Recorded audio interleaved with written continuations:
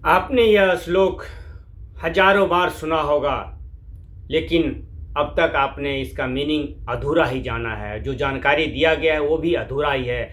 आज मैं आपको इसका पूर्ण श्लोक और पूर्ण समझ आपको बताता हूँ।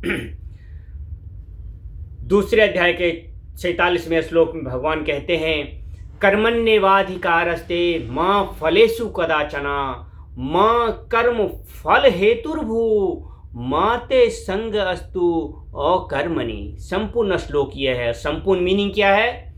आपको कर्म करने का पूर्ण अधिकार है, लेकिन आपको कर्म फल का अधिकार नहीं है।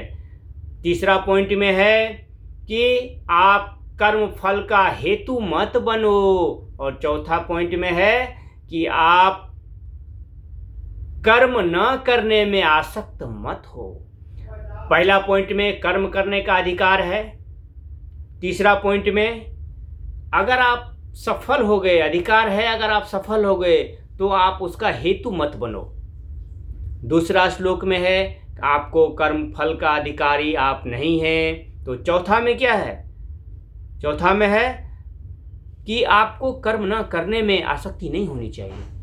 संपूर्ण श्लोक यो है, लेकिन लोगों को भरमाया जाता है कि भगवान तो कहते हैं कि अरे कर्म क्या करना है जब अधिकार ही नहीं है फल का।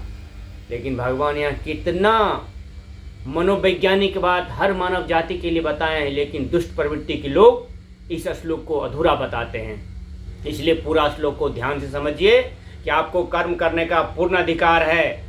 फल की इच्छा आप मत करो, यानी आप जितना सोच रहे हो कि हमें इतना फल मिलेगा, उतना फल आपको मिल ही नहीं सकता है। तीसरा में बताते हैं कि आप कर्म फल का हेतु मत बनो। कर्म फल का जब आप हेतु बनोगे तो आपके अंदर अहंकार आएगा, और अहंकार आएगा तो आप पथभ्रष्ट हो जाओगे।